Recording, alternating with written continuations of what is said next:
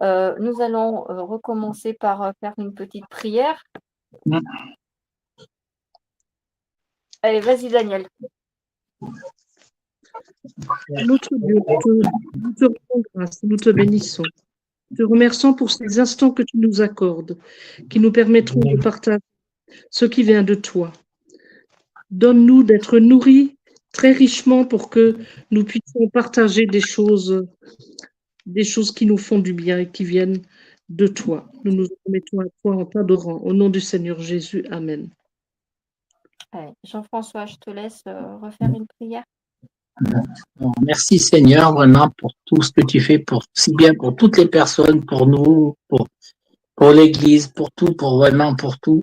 Et vraiment que tu vas nous aider dans la parole à trouver les mots, vraiment, tu vas nous guider et tout, Seigneur, vraiment pour tout. Et vraiment, merci Seigneur pour tout ce que tu fais et pour ta parole aussi que tu portes.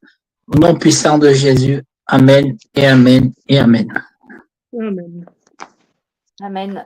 Bien Seigneur, je te prie à mon tour pour te remettre ce live où on se retrouve avec Daniel et Jean-François. Mon chéri viendra nous rejoindre vers 19h. Je te demande par ailleurs de le bénir et de le protéger dans le trajet qu'il aura à faire tout à l'heure. Je te prie Seigneur pour que ce live se fasse dans de bonnes conditions, que l'on puisse avoir une bonne entente, une bonne écoute, pas de problème sur les réseaux. Je prie également, Seigneur, pour que ce soit ton amour et ton amour seul qui règne dans la conversation et dans l'échange de ta parole, afin que nous puissions voilà, nous accorder, nous comprendre dans le respect des uns et des autres, dans le respect de la parole, des idées, des interrogations des uns et des autres.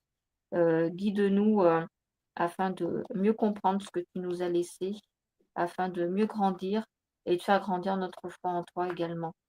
Je te remets l'intégralité de nos familles respectives et je te demande de bénir tous les membres, nos proches, nos amis, nos parents, nos enfants.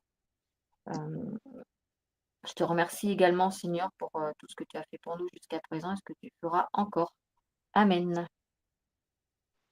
Amen. Voilà.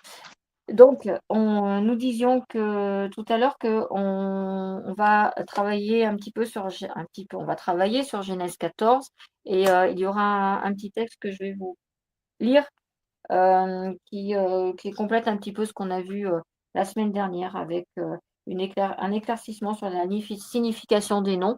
Voilà, alors un texte, je vous rassure, qui n'est pas très très long, mais c'est intéressant quand même de le savoir.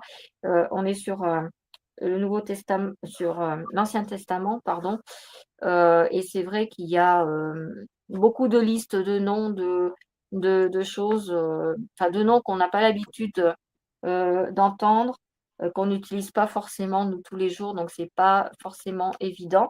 Mais il est bon à savoir que chaque nom a son importance dans la Bible parce qu'en fait, ils sont récurrents, on peut les retrouver dans les livres suivants et dans le Nouveau Testament. J'avais posé donc cette question si vous aviez eu une révélation, une méditation, un partage ou une question sur laquelle vous pouviez un petit peu échanger. Et donc, Daniel, tu avais pris la parole et tu nous avais dit que tu avais médité sur le thème de l'amour. Alors, je te laisse la parole. Oui, alors j'ai essayé de voir ce qui est contraire à l'amour, comment on pourrait l'exprimer. Et j'ai pris différents points de nos vies, de nos pensées, pour le confronter à ce qu'est l'amour selon 1 Corinthiens 13, versets 4 à 7. Alors, je vais d'abord lire 1 Corinthiens 13, versets 4 à 7. L'amour est patient, il est plein de bonté. L'amour n'est pas envieux. L'amour ne se vante pas, il ne s'enfle pas d'orgueil. Il ne fait rien de malhonnête, il ne s'irrite pas. Il ne soupçonne pas le mal, il ne se réjouit pas de l'injustice, mais il se réjouit de la vérité. Il excuse tout, il croit tout, il espère tout, il supporte tout. Et j'ai essayé de voir ce qui est contraire à l'amour et qui peut transparaître dans les relations, soit qu'on a entre nous, mais même dans les églises, ou alors entre les personnes que nous connaissons. Le sens du devoir sans amour rend mécontent. La responsabilité sans amour rend impitoyable. La justice sans amour rend inflexible. La vérité sans amour rend critique. L'éducation sans amour rend contradictoire. L'ordre sans amour rend mesquin. Le savoir sans amour rend prétentieux. La richesse sans amour rend avare. Et la foi sans amour rend fanatique. Voilà un peu ce que j'ai récolté au niveau de ce que je cherchais. Et je ne vais pas plus loin parce que après, j'ai partagé ça avec des amis, c'est vrai, et on a fait un petit peu le constat aussi qu'il y a aussi dans nos églises, hein, même les églises évangéliques, et il y aurait tellement de choses à voir, à revoir, à travailler, que voilà, ça me laisse un peu perplexe tout ça. Bien. Jean-François, qu'est-ce que tu en penses du partage de Daniel? Ce qu'elle a dit, Daniel, c'est bien. C'est tout sur l'amour et sur tous les trucs qu'elle a dit, le verset, là, tous les trucs qu'elle a lu, elle dit, c'est vrai, l'amour, c'est bien, c'est mieux dans un couple. Un couple que pas se, moi, je dis que c'est super bien dans un couple, tous ces trucs-là, comme ça. Parce qu'il y en a qui se prennent la tête et tout, que là, c'est super bien. Tu respectes bien tout ça, ça arrive des fois des petits trucs, mais t'as moins de, les gens, si tu machines bien tous ces, moi, je vois dans mon, avant, on n'était pas chrétien. C'était pas pareil que maintenant qu'on est chrétien, notre couple. Ouais. Mm. Mm.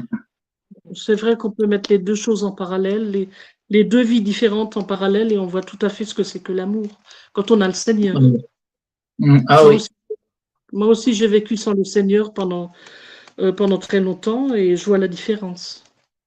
Ah oui, c'est sûr. Ça, il n'y a pas de, C'est là qu'on se rend compte vraiment que là, enfin, on comprend pourquoi Dieu nous a laissé en premier commandement, c'est aimez-vous les uns les autres.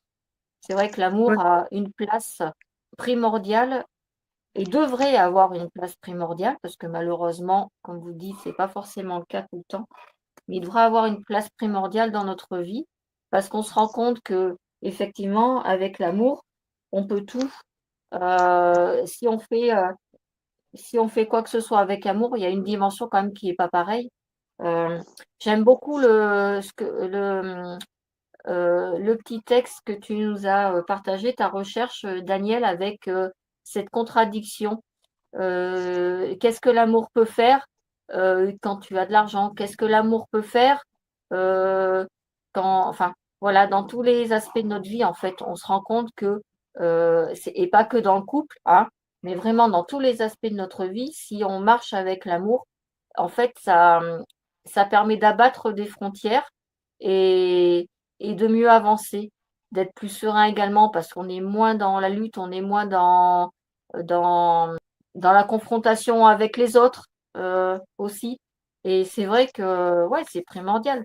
Celui qui agit par amour, finalement, il peut tout. Et quand tu agis par amour, en plus de ça, ce qui est magnifique, c'est la fameuse loi de l'échange, c'est que tu reçois en retour. Tu reçois peut-être pas Ouais. tout de suite, voilà, mais tu sais que tu vas recevoir. Comme la parole le dit, celui qui sème peu récoltera peu et celui qui sème beaucoup récoltera abondamment. Bah, en fait, Mm. l'amour, c'est exactement le principe, le même principe. Si tu sèmes beaucoup d'amour, tu vas en récolter. Alors, c'est pas tout de suite, hein, comme n'importe qui fait un jardin le sait bien, hein. On sème d'abord, on entretient, ça pousse, à un moment donné, on récolte, si on entretient bien. Et puis, bah, celui qui agit sans amour, eh ben, est-ce qu'il va récolter de l'amour des autres? Certainement pas. Ça va être le même comportement finalement qu'il va récolter en retour. Donc, soyons remplis d'amour les uns pour les autres, agissons avec amour dans tous les aspects de notre vie. Et il y a des choses qui passent tellement mieux. Une discussion qui peut être un peu houleuse au début, on arrive avec avec cette envie de donner de l'amour dans cette discussion, bah, finalement, ça se passera beaucoup mieux. Voilà, c'est une clé passe-partout finalement. Alors moi, je voulais terminer par le verset de 2 Thessaloniciens 2, verset 16. Je le lis. Notre Seigneur Jésus-Christ lui-même est Dieu notre Père qui nous a aimés et qui nous a donné par sa grâce une consolation éternelle et une bonne espérance. Et on voit qu'on a déjà eu l'amour de Dieu, on a déjà eu cette consolation éternelle et cette espérance vivante grâce à Jésus-Christ. Je voulais conclure avec ça.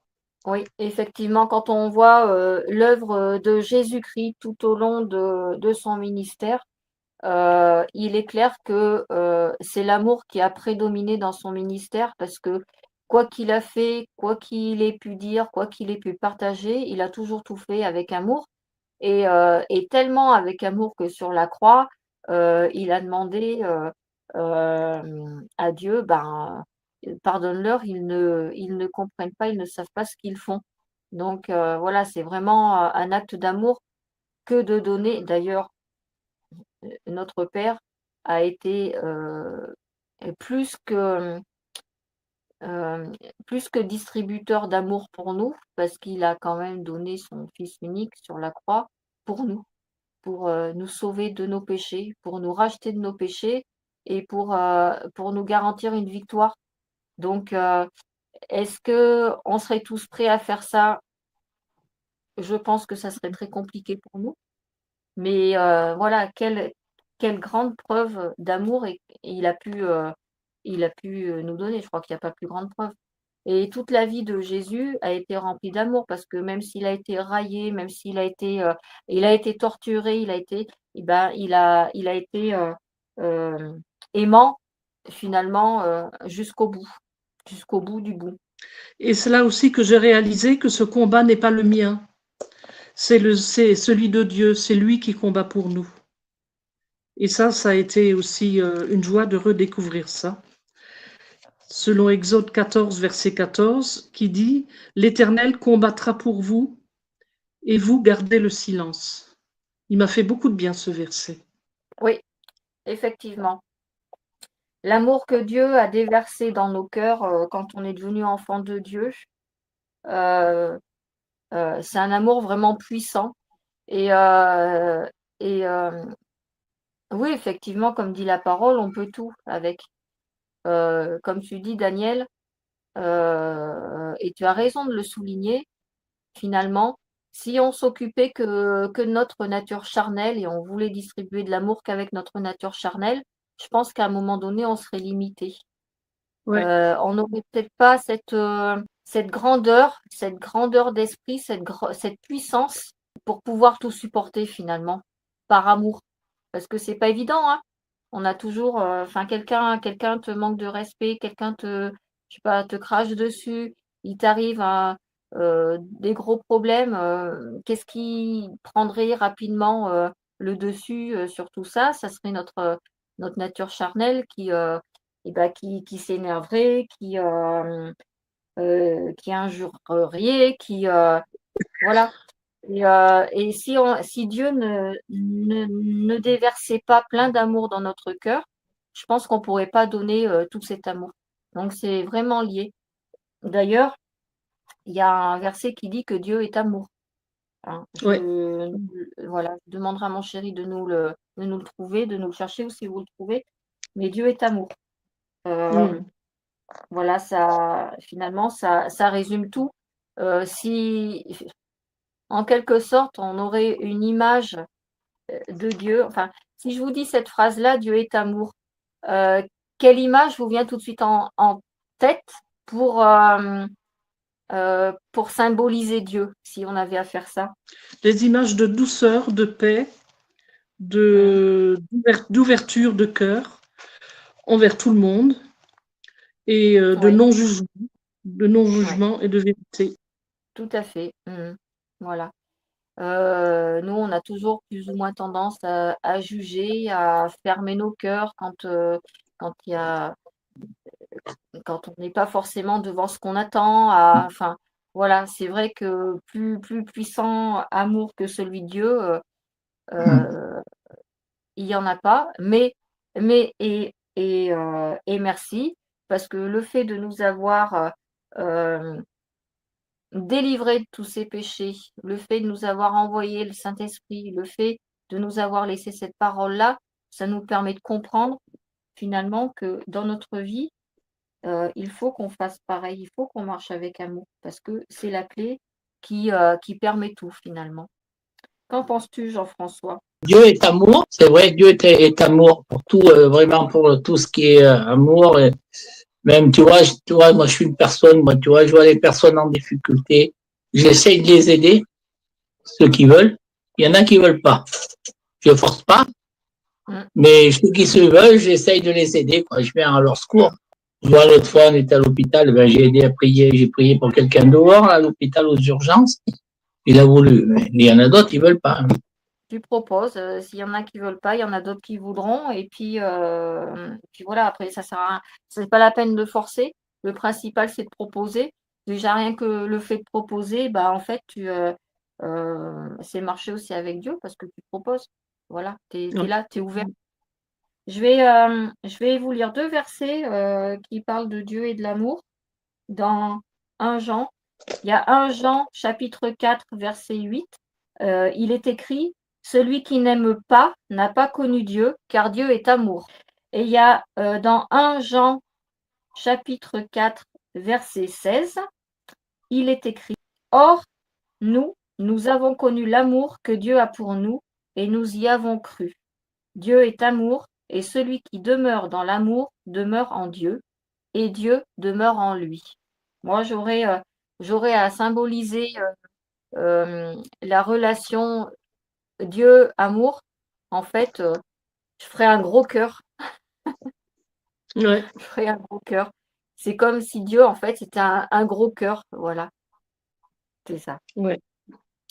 Voilà, c'est un gros cœur. Il a donné, il a tout donné pour nous.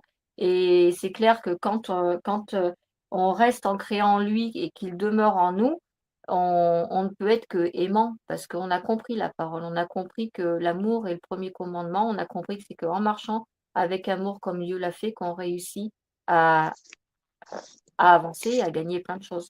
Voilà. Et ben, très intéressant. Est-ce que ce que tu as écrit, Daniel, tu pourras nous l'envoyer sur le groupe, prendre une photo, tu sais, et puis nous l'envoyer. Je Une correspondance. peux. Ah, Mhm. voilà. Parce que je trouve que limite, c'est presque poétique finalement ce que tu as écrit. Ah bon? Voilà, tu vas avoir des talents d'écrivain. Eh ben, merci. Voilà, voilà. Vous avez d'autres choses à échanger par rapport à ça ou pas? La C'est bon. Bible dit dans 1 Thessaloniciens 5, verset 17, priez sans cesse. J'ai aussi noté la prière qui est aussi importante que la parole de Dieu. Il faut mettre les deux ensemble. C'est la nourriture de Dieu pour l'âme. La Ouais. prière nous fait vivre dans le cœur de Dieu. Elle nous fait rentrer dans le mystère de Dieu. Donc, c'est cette réalité spirituelle qui doit nous fortifier dans les épreuves et surtout ceux qui sont face à la persécution et aux troubles de la fin des temps. Je crois que c'est primordial ça. Oui, tout à fait, tout à fait. La prière aide à tenir, elle nous remplit de force. Oui, oui. Voilà. C'est vrai, c'est vrai, c'est vrai. Tu voulais dire quelque chose, Jean-François? Oui, la prière, moi, tu vois, tous les soirs, je lis un petit bout, j'essaye de lire. Autrement, je prie tous les soirs. Ça, le soir, ma prière, c'est tous les jours. Matin, avant d'aller au travail, et le soir.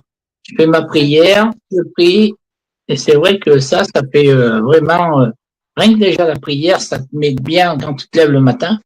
Moi, je trouve, je pars au boulot, je suis bien, je suis. Oui. La prière, on dit qu'elle est efficace, c'est une bonne gymnastique pour s'entretenir finalement.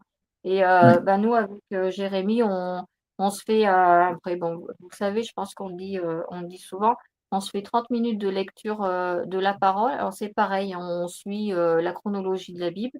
On se fait 30 minutes de lecture tous les soirs.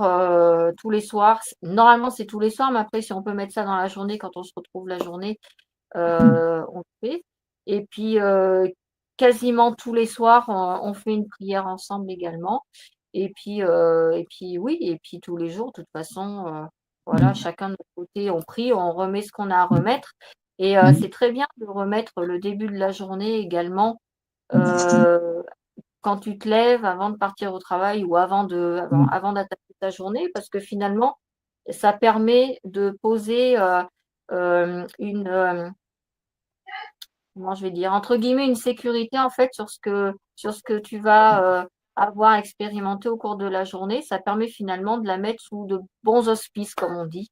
Voilà, et c'est important, et on se rend compte que la prière, elle est écoutée, hein, elle est efficace, elle est écoutée. Nous, nombre de fois où on prie avec Jérémie sur, tel ou tel sujet, peu importe, mais il y a une réponse. Alors la réponse, elle vient peut-être pas tout de suite, mais il y a une réponse. Voilà. Donc ouais, c'est important.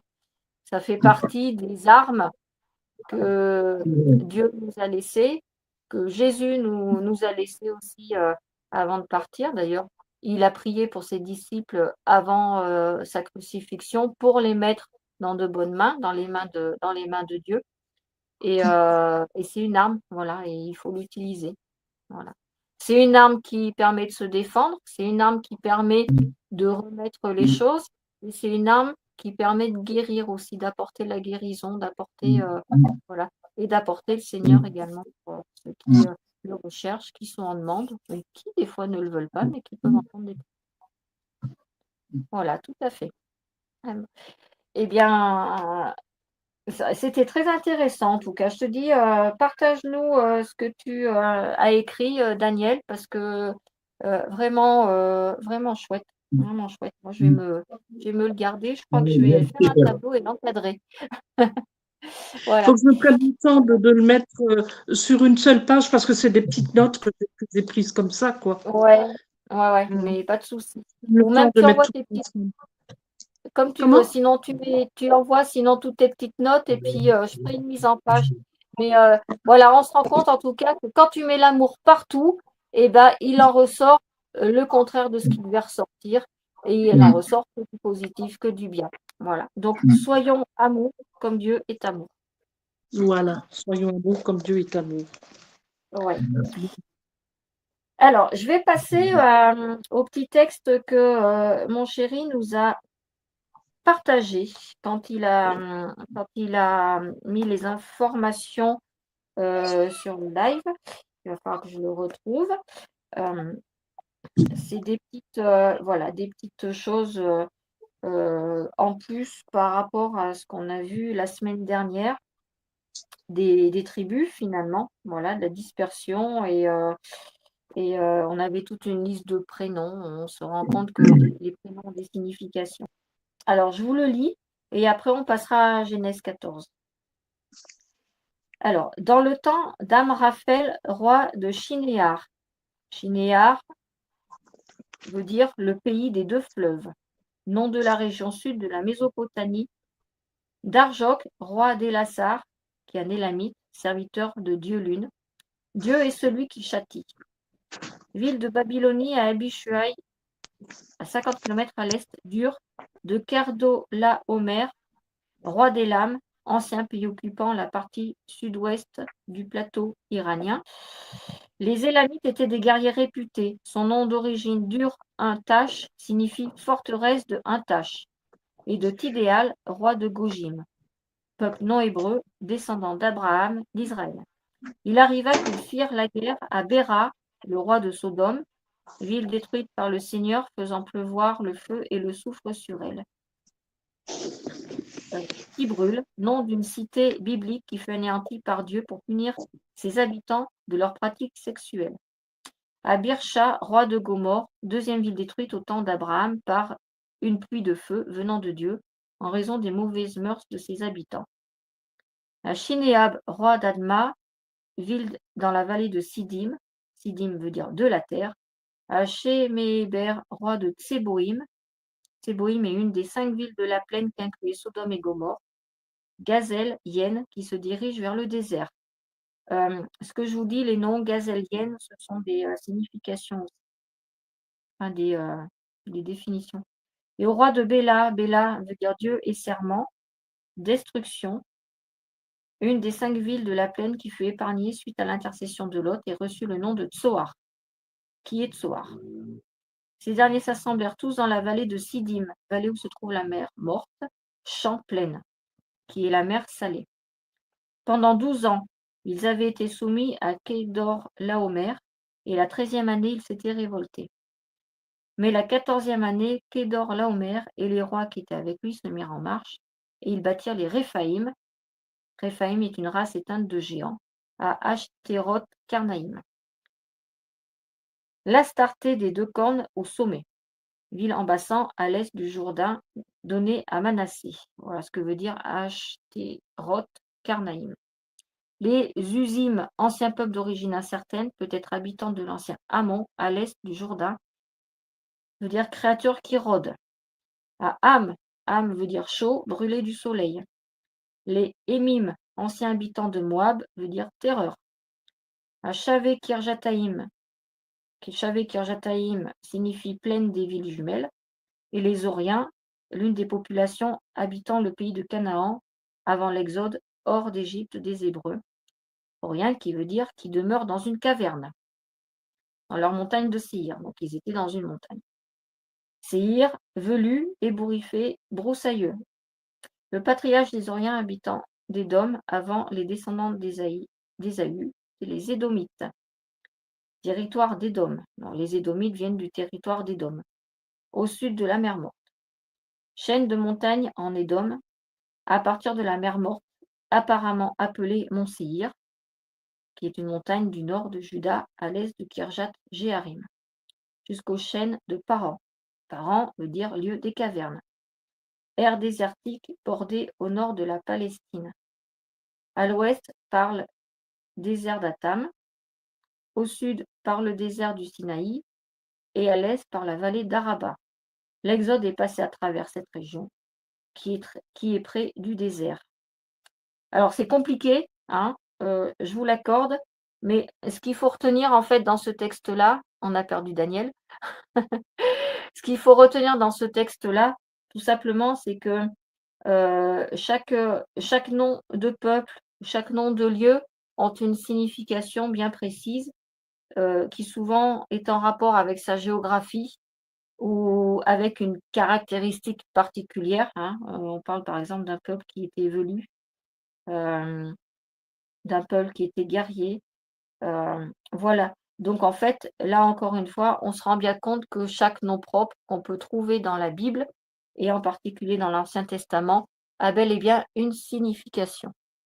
Voilà. Et donc on mettrait longtemps à rechercher tout ça, mais c'est intéressant voilà, de regarder, de se renseigner. Voilà, pour avoir des éclaircissements supplémentaires. Voilà. Du coup, on va passer à Genèse 14. Donc, Jean-François, nous nous retrouvons tous les deux.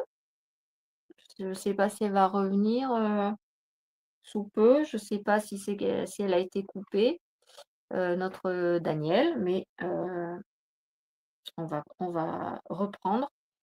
Donc, Genèse 14. Est-ce que pour toi c'est bon? Est-ce que tu es dessus? C'est bon, je suis dessus. Tu es dessus.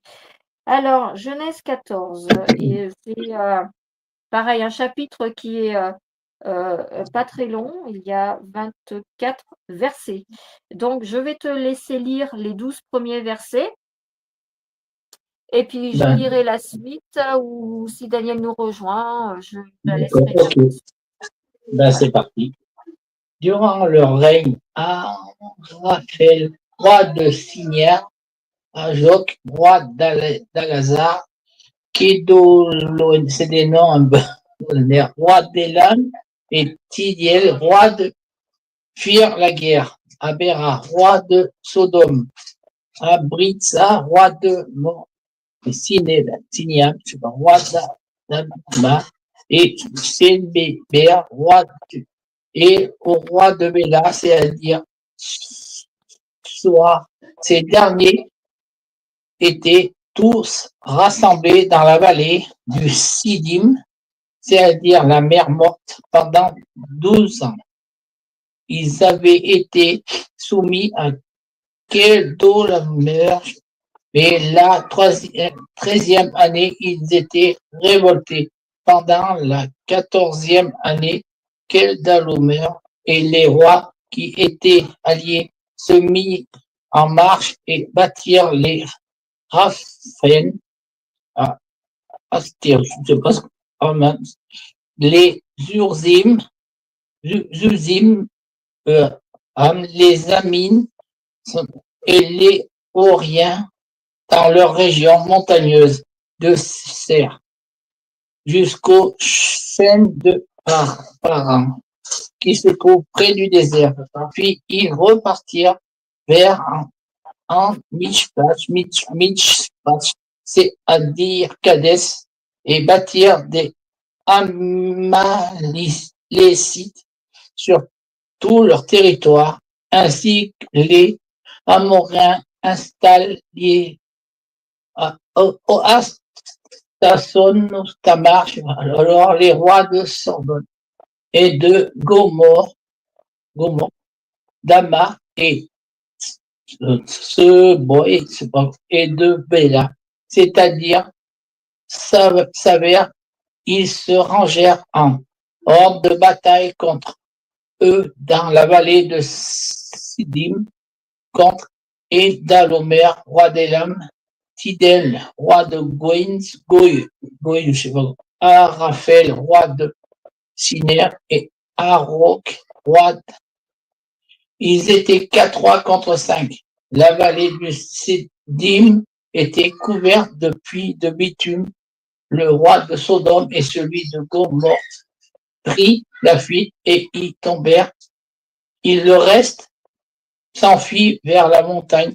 Les vainqueurs s'emparèrent de toutes les richesses de Sodome et de Gomorrhe et de toutes les provisions, puis ils s'en allèrent.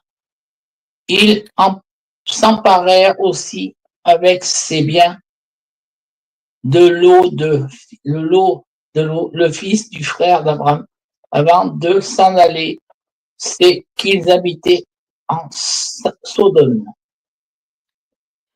Je continue. Un rescapé va l'annoncer à Abraham l'Hébreu, celui-ci habitait parmi les chaînes de Mamré l'Amoréen, un frère d'Eshcol et d'Aner. En effet, ils avaient fait alliance avec lui.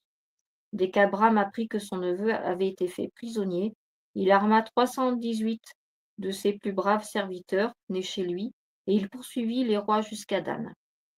Il divisa sa troupe pour les attaquer de nuit avec ses serviteurs. Il les battit et les poursuivit jusqu'à Shoba, qui est au nord de Damas. Il ramena toutes les richesses. Il ramena même son neveu Lot avec ses biens, ainsi que les femmes et le peuple. Lorsqu'Abraham revint de sa victoire sur Kedorlaomer et sur les rois qui étaient ses alliés, le roi de Sodome sortit à sa rencontre dans la vallée de Chavé, c'est-à-dire la vallée du roi. Melchisédek, roi de Salem, fit apporter du pain et du vin. Il était prêtre du Dieu Très-Haut. Il bénit Abraham en disant qu'Abraham soit béni par le Dieu Très-Haut, le Maître du ciel et de la terre. Béni soit le Dieu Très-Haut qui a livré tes ennemis entre tes mains. Abraham lui donna la dîme de tout. Le roi de Sodome dit à Abraham, donne-moi les personnes et prends pour toi les richesses. Abraham répondit au roi de Sodome, je le jure, la main levée vers l'Éternel, le Dieu Très-Haut, le Maître du ciel et de la terre, je ne prendrai rien de tout ce qui t'appartient, pas même un fil ni un cordon de sandales, afin que tu ne puisses pas dire, c'est moi qui ai enrichi Abraham. Il n'y aura rien pour moi, sauf ce qu'ont mangé les jeunes gens et la part des hommes qui m'ont accompagné, Aner, Eshcol et Mamré.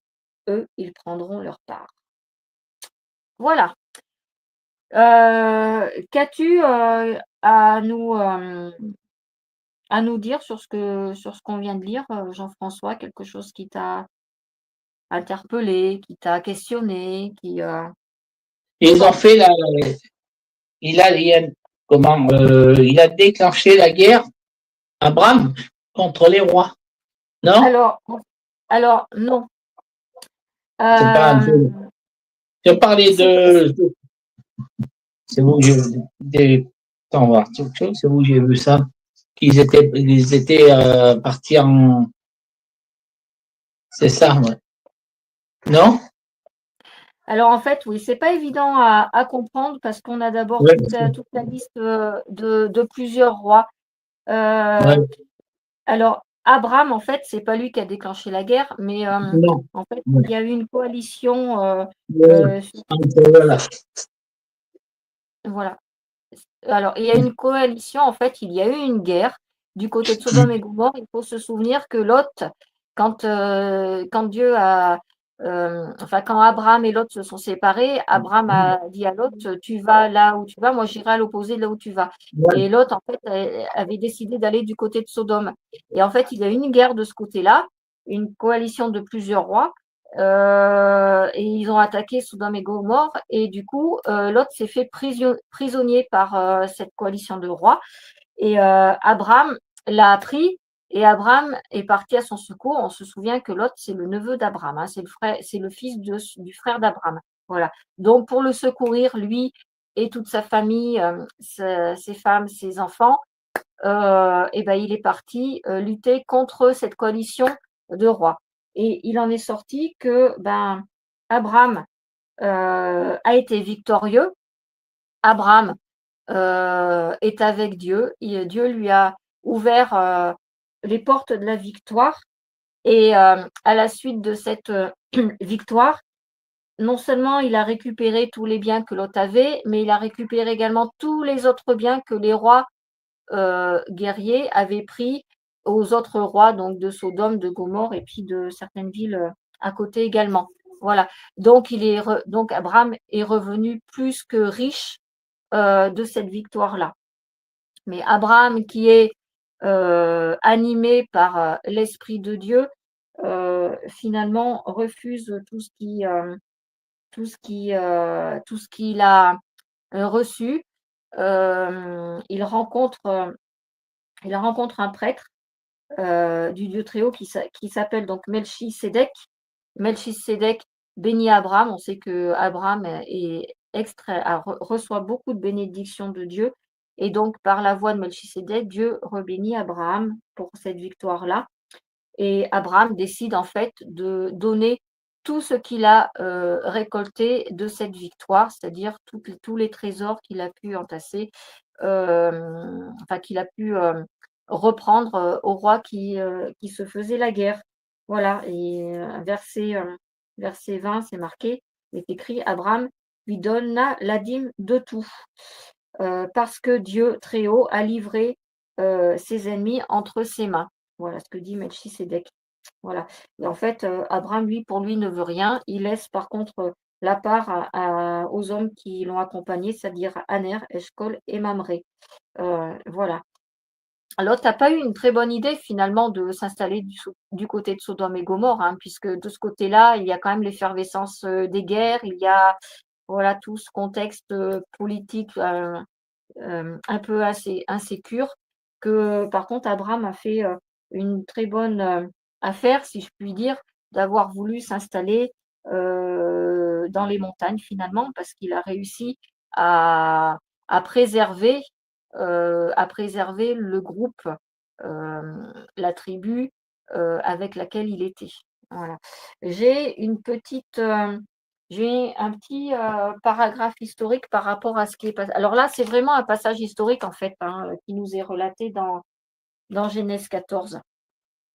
Dans Genèse 14, il n'y a aucun des rois qui sont mentionnés qui n'a encore été identifié. Et les événements également, par les fouilles archéologiques qu'il a pu y avoir de ce côté-là, n'ont pas permis d'identifier tous ces rois-là. Mais néanmoins, il y a des sources autres que la Bible qui éclairent et qui appuient ce récit. C'est absolument pas une pure fiction. Ce pan historique, cette guerre a bel et bien existé. Voilà, alors les lieux, bien sûr, on les connaît, hein, les lieux de Babylone, Sodome et Gomorrhe. On retrouve des noms qu'on va retrouver par la suite, d'ailleurs, hein, Sodome, Gomorrhe, Tsoar, voilà. Euh, Kedor Laomer, pas évident à lire. C'est la ville de Kudur-Lagamar, qui signifie d'ailleurs serviteur de. Voilà.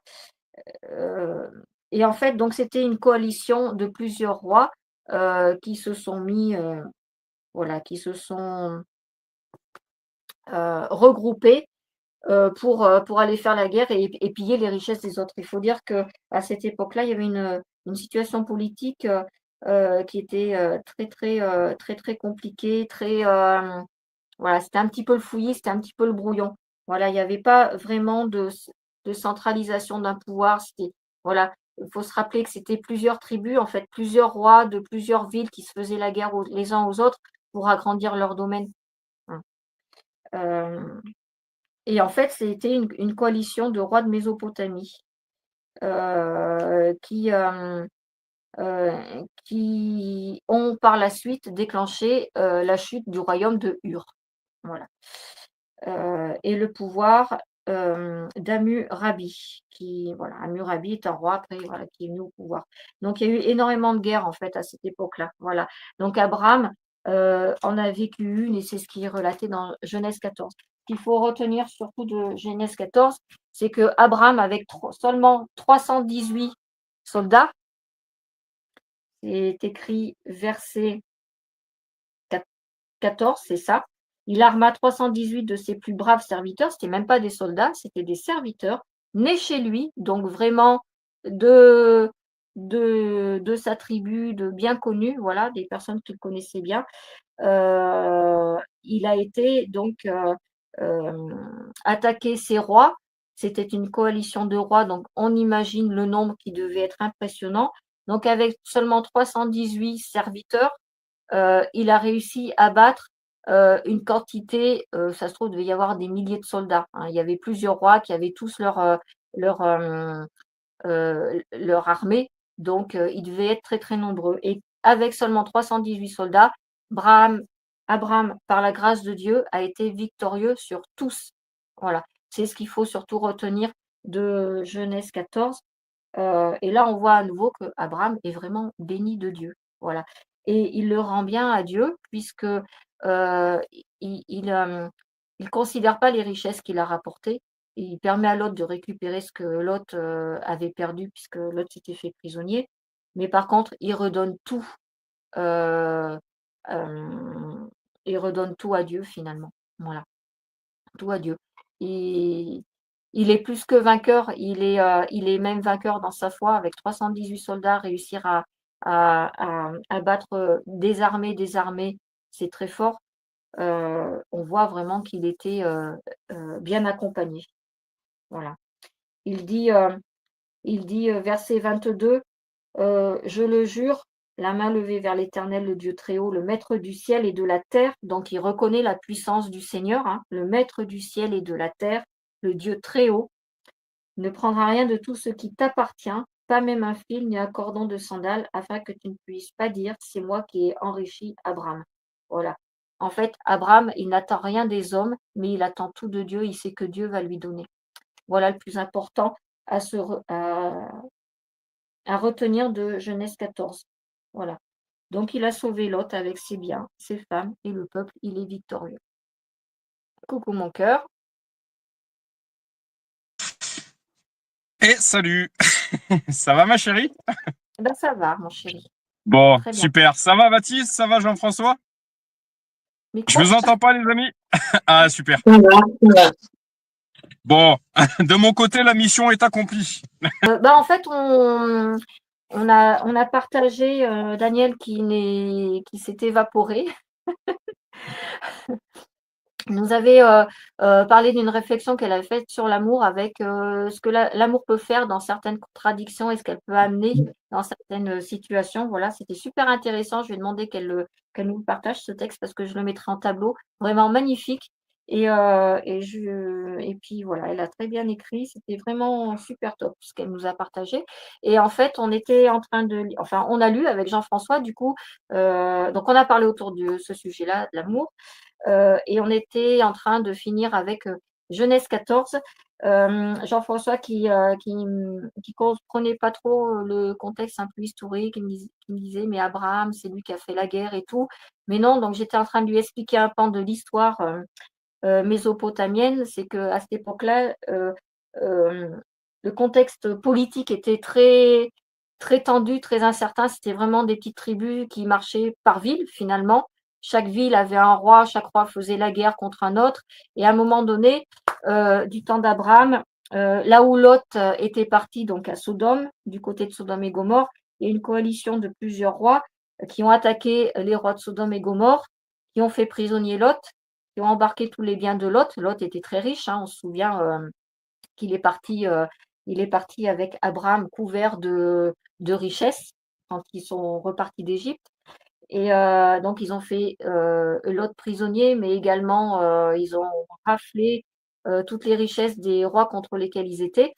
Et, euh, et, euh, et donc Abraham l'a appris et Abraham est parti avec seulement 318 serviteurs, non pas des soldats, mais des serviteurs de chez lui, pour récupérer, déjà pour secourir Lot, qui était fait prisonnier, mais également pour secourir tous les autres rois. Donc on faisait la réflexion, c'est qu'ils étaient que 318. On imagine c'était une coalition de 4 ou 5 rois ensemble qui avaient leurs propres armées, donc des soldats qui étaient bien formés, qui devaient être certainement des milliers, et 318 contre des milliers, et ben Abraham, par la grâce de Dieu, est sorti vainqueur de tout ça, non seulement à libérer Lot, mais à récupérer toutes les richesses que les autres rois euh, avaient volées, finalement, oui, avaient volé. Et Abraham, pour remercier Dieu de cette victoire, déjà, il a reconnu Dieu comme le Dieu très haut, le maître du ciel et de la terre. Mais on sait qu'Abraham est un homme de grande foi, qu'il adore Dieu. Il lui a bâti des autels quand il est sorti d'Égypte. Il retourne aux autels, il fait sa dîme. Et bien là, il a donné la dîme de tout ce qu'il avait récupéré de biens et de richesses de tous les autres rois. Il a tout donné à Melchizedek, qui est un prêtre du Dieu très haut, comme c'est marqué dans le verset 20, je crois, il me semble. Voilà. Donc on soulignait la grande foi qu'Abraham a eue d'armer 318 hommes, qui en plus se sont séparés en trois, qui se sont séparés en 3 unités finalement, pour aller combattre ces rois. Donc très grande foi parce qu'il est parti qu'avec 318 hommes, et puis très grande foi parce que finalement il a eu la victoire. Voilà, pour résumer ce dont on était parlé. Après, il est vrai que Genèse 14, en fait, c'est vraiment court et ça parle beaucoup d'histoire. Voilà. Voilà. Ok. Spirituellement, déjà, ce que j'aimerais vous rajouter par-dessus ça, en fait, donc Abraham, qui est face à 314, combien tu disais, ma chérie? Non, Abraham est avec 318 serviteurs pour aller combattre certainement des milliers de soldats. Ok. Alors, il y a une chose spirituellement que j'aimerais vous apporter. Une chose que j'aime bien dire, être seul avec Dieu, c'est être une majorité. Voilà pourquoi on parle d'autorité. Dans le milieu chrétien, on parle d'autorité, on parle d'onction, on parle de l'armée céleste. Humainement, il peut nous sembler être tout seul, mais en tant qu'élu, UA,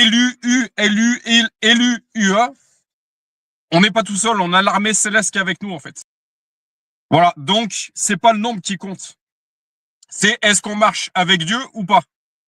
On a lu, on peut trouver dans la Bible également, on l'a lu dernièrement, ma chérie, qu'à partir du moment qu'on marche avec Dieu, rien ni personne ne peut attenter au plan que Dieu a pour notre vie, au nombre de jours que Dieu a pour nous, etc., etc. Pécher veut dire sortie du plan. Si on pêche, alors on sort du plan, on se sort de la couverture spirituelle, et là, le malin et ses sbires peuvent nous atteindre. Mais à partir du moment qu'on marche avec Dieu, on a cette couverture spirituelle, on bénéficie de cette couverture spirituelle. Quelle est notre plus grande protection? C'est le Saint-Esprit. Notre plus grande protection est le Saint-Esprit. On peut attrister le Saint-Esprit qui est en nous par le fait de pécher. Si nous attristons le Saint-Esprit qui est en nous, alors ce Saint-Esprit qui est en nous devient faible, la protection baisse en intensité. Jusqu'à disparaître, elle peut disparaître définitivement. Toutes les personnes qui me diront qu'on ne peut pas perdre son salut, c'est pas ce qui est écrit dans la parole. Donc veillons, soyez sobres. L'adversaire, le diable, cherche qu'il peut dévorer, tuer. Voilà premièrement ce que je peux vous apporter pour compléter. Est-ce que vous êtes d'accord avec ce que j'apporte? Jean-François, parce que... Oui, oui, moi je suis d'accord avec toi. Moi. Je suis d'accord. Ok. Tu es d'accord sur quoi? Ben, sur tout ce que tu viens de dire, que si tu fais des trucs, ça peut merde, comment dire, exemple, si tu fais des, comme tu as dit, j'arrive pas à dire le mot maintenant, je trouve pas le mot. Mince. Comme tu as dit, comment on appelle ça? Le simple fait de pécher, en fait. Voilà, ouais, le simple fait de pécher, ça peut te jouer pour avec le Saint-Esprit, plus tu pêches, plus voilà. En fait, tu as ce verset biblique, qui te dit, Dieu qui nous dit, j'ai un plan parfait pour votre vie. La perfection, encore une fois, elle est divine, elle n'est pas humaine. Ce verset biblique qui dit, j'ai un plan parfait pour votre vie. Encore une fois, est-ce que tu savais, Jean-François, que pécher veut dire sortir du plan, veut dire sortie du plan? Oh, ça, oui, je savais ça. Pécher, si tu pêches, tu sors du plan de Dieu, quoi. Le plan de Saint-Esprit, de Dieu. Oui, ça, oui. Ça, je sais. C'est ça. C'est pour ça que en avoir conscience, en fait, nous prémunit davantage, en connaître la définition, nous prémunit, nous protège déjà contre le simple fait de pécher, parce que c'est bien de dire à une personne ne pêche pas, mais si elle connaît pas la définition, ça n'a pas de sens pour elle, en fait. Oui, c'est sûr, ça. Ça n'a pas de sens. Donc, le fait de connaître, le fait d'avoir conscience et de connaître cette définition que pécher veut dire sortie du plan, bah en fait, tu pêches pas parce que tu n'as pas envie de sortir de ce plan parfait, en fait.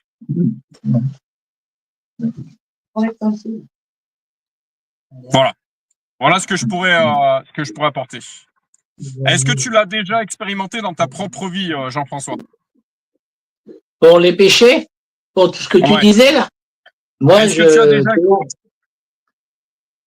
que tu as déjà expérimenté dans ta propre vie que, ben voilà, tu as posé, encore une fois, on a tous des moments dans notre vie où on a posé des actes qui n'étaient pas divins. On a ce verset biblique qui dit que celui qui n'a jamais péché lui balance la première pierre. La chair est faible, l'esprit est bien disposé.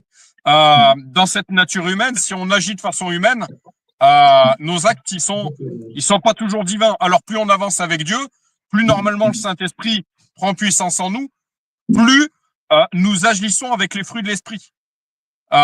Mais c'est un processus tout ça en fait. C'est un processus. Est-ce que tu as déjà expérimenté dans ta propre vie, Jean-François, d'avoir posé certains actes et d'en récolter les conséquences? Moi, dans ma vie, j'ai jamais bien essayé de pécher. Si j'ai menti dans la vie un peu, oui.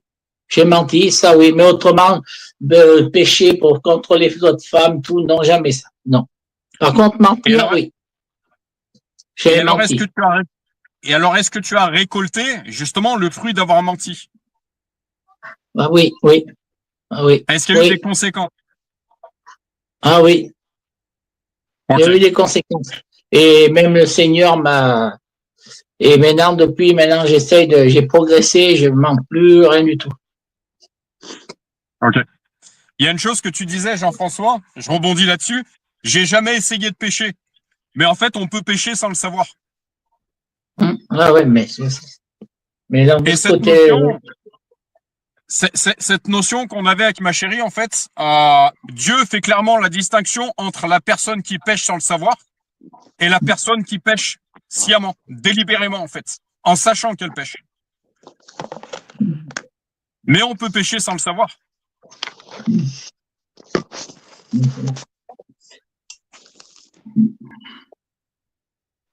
Salut ma Daniel. Me revoilà. Excusez-moi, j'ai eu d'abord un court-circuit. Ça a coupé. Il n'y a pas Et, de mal. Il n'y a pas de mal voilà. du tout. Ma Daniel, je vais te poser la même question. Donc, on est en train de parler du péché et des conséquences. Est-ce que de ton côté, tu as déjà récolté le fruit de certains péchés? Est-ce que tu as expérimenté ça de ton côté? Je pense, j'ai envie de dire, comme nous tous. Est-ce que tu auras un exemple à nous donner? Il faudrait que je réfléchisse parce que quand je me suis convertie, ça a duré 3 mois et tous les péchés que j'ai faits sont venus devant moi. Mais ils étaient déjà pardonnés puisque je me convertissais. Donc, Bien sûr. autrement, non, je vois pas. Quels étaient ces péchés? Les péchés avant ma conversion? Ouais, et puis j'ai envie de te dire que c'est pas tu te convertis et puis tu pêches plus en fait. C'est un processus tout ça. C'est pas tu reçois la nouvelle naissance et puis t'es parfaite d'un coup. C'est un Oui, processus tout ça. C'est le Saint-Esprit qui oui, travaille à l'intérieur de nous en fait. Tu n'es oui, pas parfait ou parfaite d'un claquement de doigts. Alors oui, comme dirait ma chérie, tu es parfaite en Christ, mais pas dans la chair, pas humainement en fait. oui, oui, c'est Tu vois sûr. ce que je veux dire? Oui. Voilà. Est-ce que tu aurais des exemples de péchés que tu as personnellement expérimenté et dont tu en as récolté certaines conséquences? À l'âge de 14 ans, non, avant, c'était 12-13 ans, je suis allée dans une supérette et j'ai volé une tablette de chocolat. Et là, j'ai été prise en flagrant délit et ça m'a tellement marqué ça que je me suis dit, ben, je recommencerai plus ce genre de choses, quoi. Il n'y a pas eu de conséquences, mais il y a une prise de conscience, par contre. Et ça, c'est bien, les prises de conscience. Et sinon, les autres péchés, non, je n'en vois pas, hein. Enfin, j'en ai certainement fait, mais j'en ai pas pris conscience.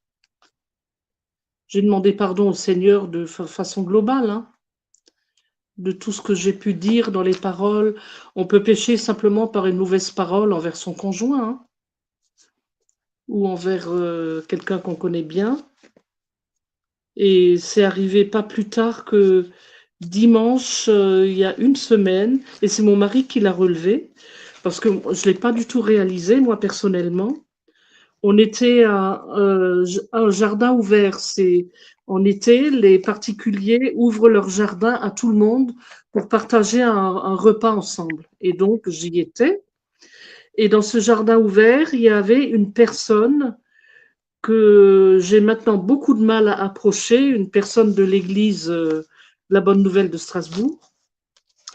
Et cette personne, elle a un problème, c'est que elle est exigeante, elle a des paroles dures, elle répète 36 fois la même chose en boucle. Et on l'avait ramenée chez elle. Et mon mari a failli avoir un accident parce elle répétait quelque chose en boucle. Elle l'a presque agressé alors qu'il était au volant. Et elle dans notre voiture. Et on a failli avoir un accident assez grave, hein. Donc là, je l'ai prise un peu en grippe parce chaque fois que j'allais à l'église, elle s'accrochait à moi et puis elle répétait en boucle tout le temps la même chose. Et en fait, elle est malade, elle a un problème personnel. Mais moi, j'ai eu du mal à la supporter après ça. Et dimanche, il y a 15 jours, elle était là, au jardin ouvert. Et mon mari m'a dit, mais est-ce que tu réalises que tu as eu envers elle une parole dure? Alors j'ai dit non, je m'en suis pas rendu compte. Et c'est quand mon mari me l'a dit que j'ai réalisé que c'était une parole dure. Et j'ai demandé pardon au Seigneur. Elle, je ne l'ai pas revue. De toute façon, quoi qu'on lui dise, elle écoute pas. Elle est comme sourde et elle écoute pas. Elle a une maladie mentale, mais je ne sais pas laquelle, hein, qui fait qu'elle répète toujours la même chose et puis euh, qu'elle n'écoute pas ce qu'on lui dit. Mais ça m'a mis, ça m'a fait une drôle d'impression, hein, je me suis dit oui, c'est une parole dure, bien que j'ai eu du mal à le réaliser, que c'était une parole dure. Mais bon, c'est le propriétaire du jardin qui m'a dit, mais Daniel, elle est malade. Et c'est là que j'ai réalisé que j'en ai pas vraiment tenu compte, c'est vrai. Et j'ai demandé pardon. Ça peut être par une simple parole, hein, qu'on peut pécher, parfois sans s'en rendre compte. Je ne sais pas si ça vous est déjà arrivé, ça, d'avoir une parole dure envers quelqu'un et puis de le regretter après, de réaliser que c'était pas bien. Ben, je pense que tout un chacun, malheureusement, on n'est pas tout le temps rempli d'amour comme on devrait l'être. Et oui, moi, ça m'est arrivé aussi. Et je pense que ça nous est arrivé à tous finalement. Mais après, des fois, ce qu'il y a, c'est que des fois, on ne se rend pas compte de l'impact que ça peut avoir sur la personne qu'on a en face de soi. C'est ça, Euh, oui. on ne pense pas forcément dire quelque chose de violent, mais la personne qui est en face, elle peut le recevoir d'une façon violente. Il n'y a pas que, il y a pas que les paroles euh, qui, euh, qui peuvent nuire finalement à la conversation, mais c'est une façon, comment tu l'apportes, comment tu apportes ce que tu as à dire, quelle est ton attitude, il y a plein de choses. Voilà. Et c'est vrai que, ouais, je pense que malheureusement, là-dessus, il suffit qu'on soit fatigué, qu'on soit énervé, qu'il y a eu un truc qui s'est pas passé comme on veut et tout. On n'est pas forcément rempli de l'amour patient, hein, de ce fameux amour dont on parlait tout à l'heure, et que des fois, ben, c'est la chair qui passe avant tout et non pas l'esprit qui nous retient et qui nous permet de réfléchir avant de sortir quoi que ce soit. Voilà. Tu dis juste parce que quand je vois cette personne, j'éprouve maintenant de l'énervement dès que je la vois. Parce qu'elle n'écoute pas. De toute façon, tu as beau lui dire 36 fois la même chose, elle n'écoute pas. Et que moi, je sais plus je sais plus comment faire pour être avec elle, hein. Maintenant, ce que je fais, je la fuis. Quand je la vois, je me mets loin d'elle pour pas avoir à lui parler.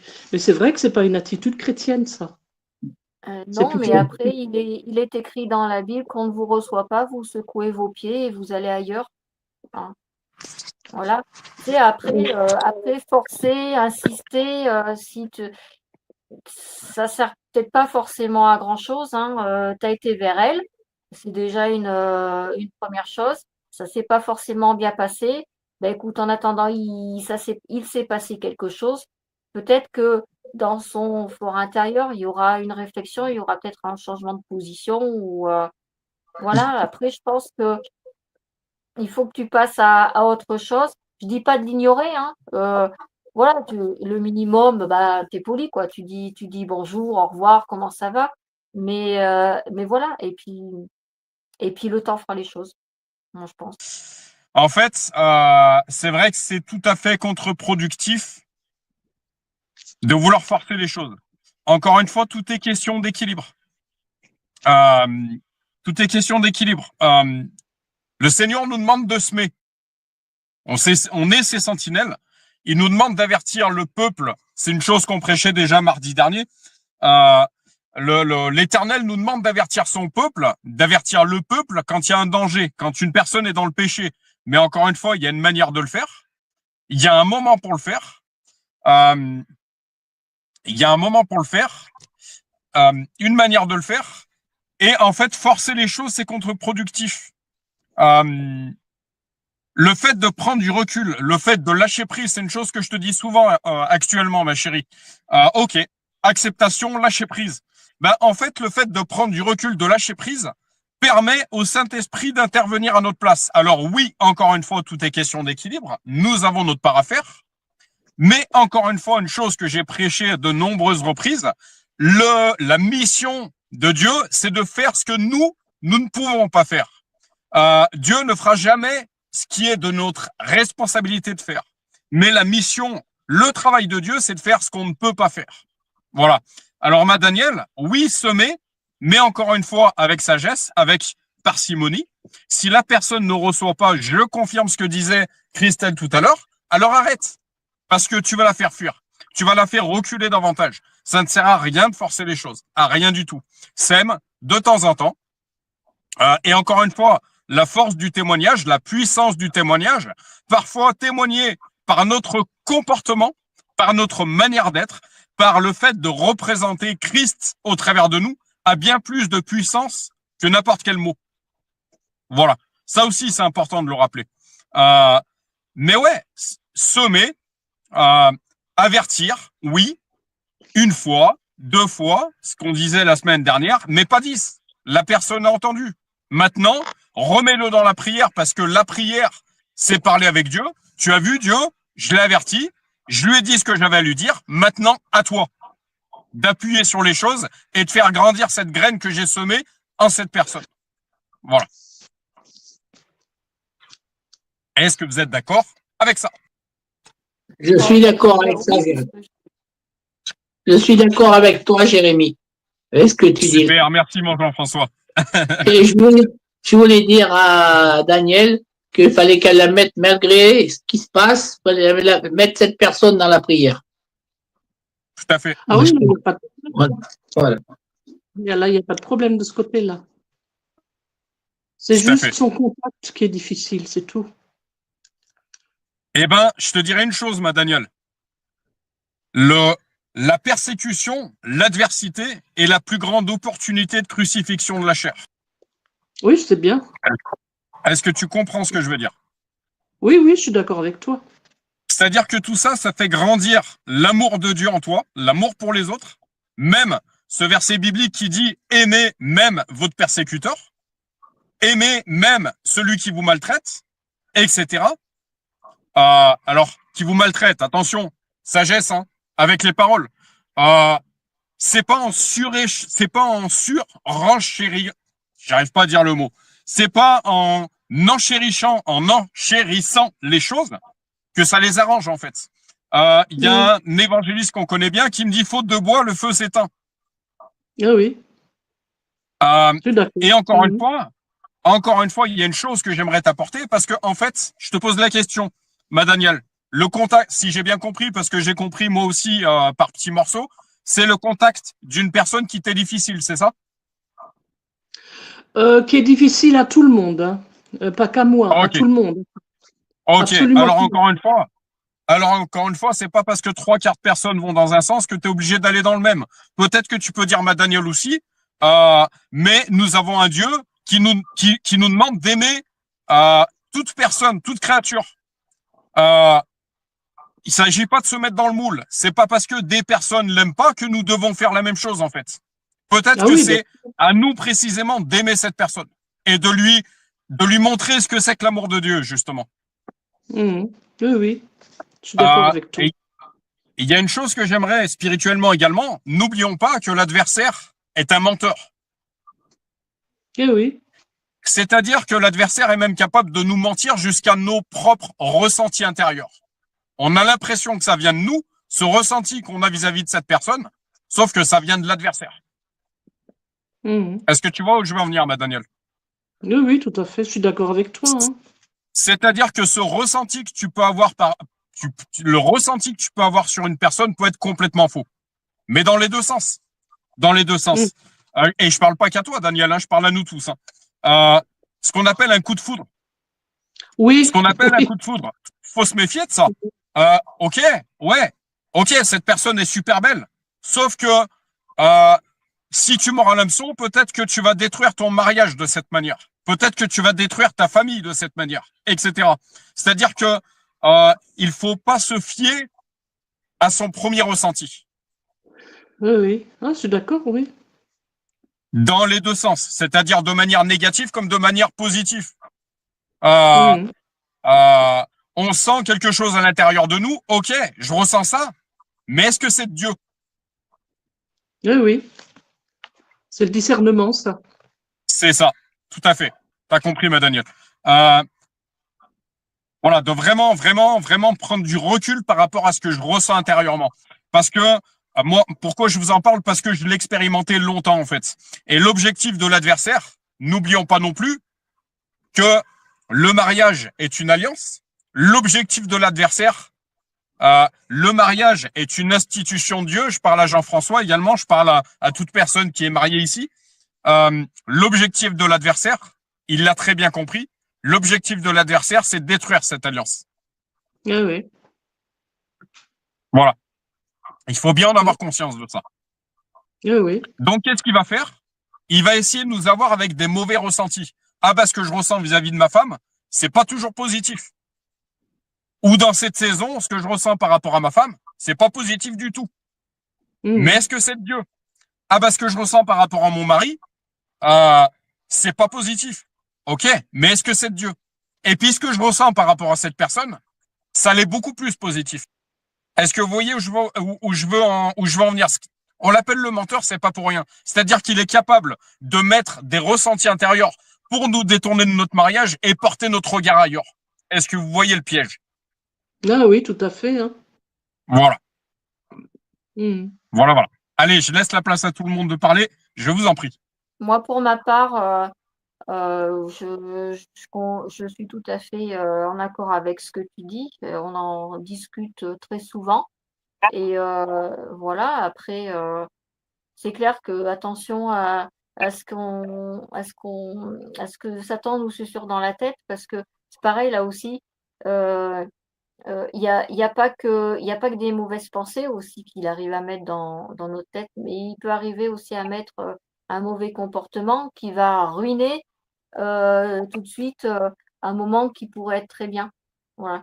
Il y a donc attention, il faut avoir ce discernement, ça c'est clair. Et, et ce que tu disais, pareil, hein, tout à l'heure, ce que tu as échangé tout à l'heure aussi, bah, je suis tout à fait d'accord, hein, c'est d'ailleurs c'est ce que je disais également. Ouais, donc attention aux ressentis. Et, et puis oui, restons malgré tout, dans l'amour. Je pense que si tu as un mauvais ressenti, mais que quelque part on reparle de cet amour dont on parlait tout à l'heure, Daniel. Tu restes dans cet amour, finalement, tu vois peut-être les choses de façon différente et ça te permet de prendre du recul et te dire, bon, ben, je vais pas aller dans la conversation tout de suite, je vais être un peu plus intelligent, on va laisser passer et après on reviendra. Voilà.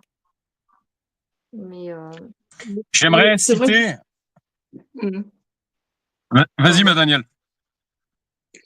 Vas-y, je t'en prie. Ce que tu dis, Christelle, je l'ai souvent expérimenté, hein, et ça marche bien. Mais là, la personne dont je parle, t'as beau dire quoi que ce soit, t'as l'impression de buter sur une pierre. Il n'y a pas de réaction, c'est difficile. Eh ben, lâche l'affaire et comme t'as dit Jean-François, remets-le au Seigneur. Mais c'est ce que j'ai fait. Super. C'est ce que Très bonne réaction. Ouais. Super. Une personne, tu auras beau lui parler, si elle veut pas entendre, elle n'entendra pas. Ouais, je m'en suis rendu compte. Hein. Il y a une chose que j'aimerais, un petit lapsus révélateur. Ressentiment, en 2 mots. Ressentiment. Le ressenti, il ment, oui. Voilà, tout à fait. C'est-à-dire, c'est pas parce que je ressens ça que c'est vrai, en fait. Ouais. Et il y a une chose, ma Danielle, au tout début du live, tu as dit l'amour est patient. Je suis complètement d'accord. Ouais. Je suis complètement d'accord. Alors que la patience grandisse en nous, justement. Je peux rajouter un truc? Mais bien entendu. Que la patience grandisse en nous, oui, mais comme je l'avais lu tout à l'heure dans 1 Jean, chapitre 4, il y a 2 versets qui en parlent, que Dieu grandisse en nous pour que justement cet amour grandisse en nous. Et cette patience, tout ce qui s'ensuit. Les fruits de l'esprit, tout simplement. Les fruits de l'esprit. C'est tout. Donc oui, bien sûr que cette patience, elle grandit comment? En fortifiant ce Saint-Esprit qui est en nous. Parce que si nous fortifions ce Saint-Esprit qui est en nous, alors les fruits de l'esprit grandissent en nous. C'est de la logique, en fait. Tout simplement. Ce verset biblique qui dit « Celui qui manque de sagesse la demande, elle lui sera donnée gratuitement. »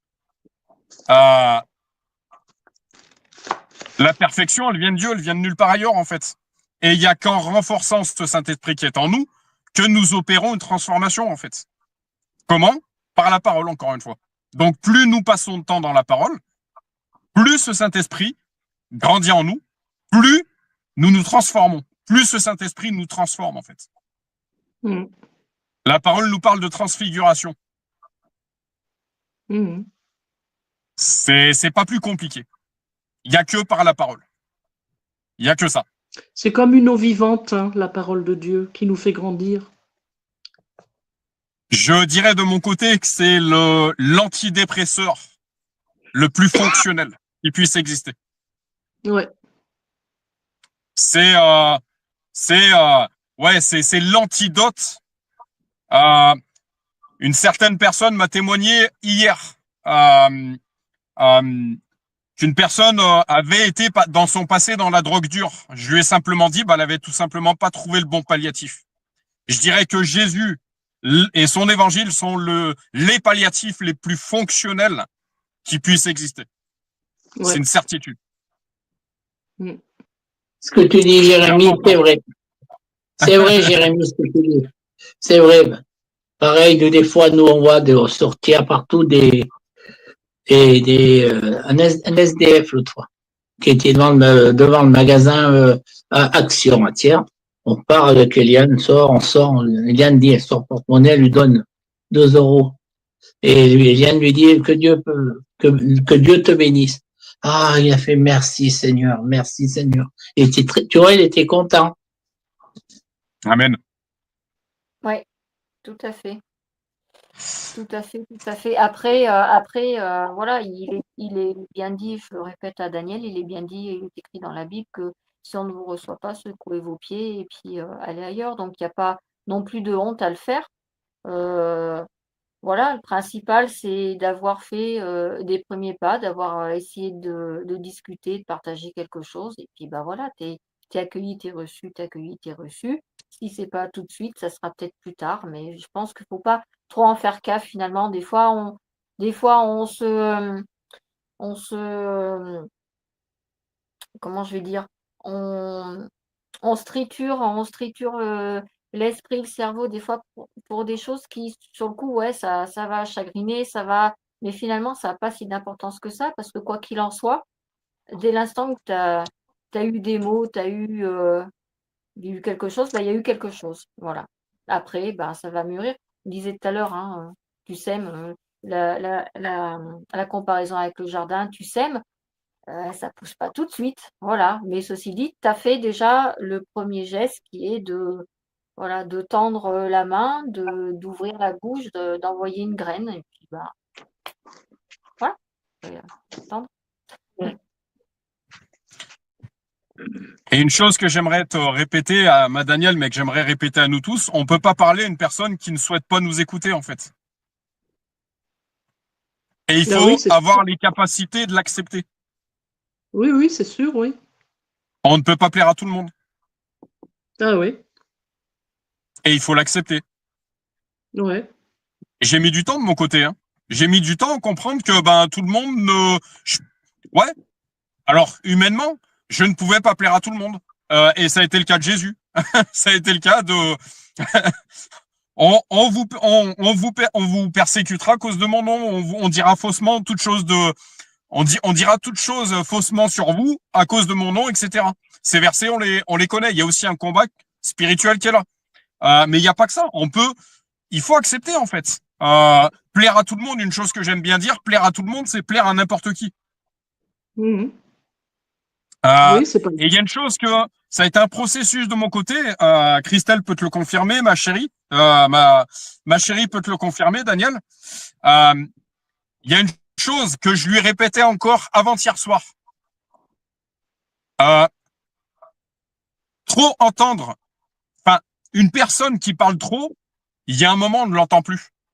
Une personne qu'on voit trop, à un moment, on ne la voit plus. Oui. Et pour terminer, pour développer, un sage, qu'est-ce qu'il fait? Il parle peu, mais il écoute beaucoup. Mais quand il ouvre la bouche, le sage, les oreilles sont attentifs parce que ses paroles sont tellement peu fréquentes qu'on a envie d'entendre ce qu'elle dit. Cette personne, elle parle pas beaucoup, donc on va être sensible à ce qu'elle va dire, cette personne. Oui, oui. Tu vois ce que je veux dire? Oui, oui, tout à fait. Alors que, comme tu dirais, ma Daniel, humainement, une personne qui fait que parler, il y a un moment, elle saoule, quoi. Bah, c'était le cas, hein, c'était le cas. Tu vois? Mhm. Mais cette personne, il faut pas la juger, il faut pas la condamner. Une personne, on parle de démons, on parle d'esprit muet dans la parole. Ma Daniel, tu l'as déjà lu? Oui, oui. Une personne qui ne parle jamais, il y a un problème. Mais une personne qui fait que parler, il y a un problème aussi. Oui, oui, tout à fait. Encore une fois, tout est question d'équilibre. Oui, oui. Mais là, chez cette Voilà. personne, il y a un problème et en plus, tout le monde le sait. Tout le monde le Et- sait, mais personne ne peut faire quoi que ce soit, hein. C'est comme ça. Il faut l'accepter Ok, comme elle est. ok. Voilà. Alors je vais être cash. Est-ce que, avec ces personnes qu'on dit avoir un problème, est-ce qu'on peut pas se poser la question, mais est-ce que c'est pas moi qui finalement ai un problème? Ah ben, à ce moment-là, tout le monde a un problème, hein. Ouais, non, mais depuis tout à l'heure, ma Daniel, j'entends tout le monde. Je parle pas à tout le monde, je parle à toi, là, Daniel. Et quel est le mandat de toute fille et de fils de Dieu? C'est de faire la différence. Alors, Entre quoi et quoi? eh ben, c'est de faire la différence avec les gens de ce monde, ma Daniel. Ouais. J'ai l'impression, tu m'excuseras, je suis dans un franc-parler, j'ai l'impression que tu fais une fixette sur cette personne. Arrête! Ben, on en parlait, voilà, et j'explique simplement Ouais, comment mais, elle est. mais peut-être que, justement, encore une fois, je te dirais une chose que cet évangéliste qu'on connaît en commun m'a dit un jour. Parce que ça a été un processus de mon côté aussi.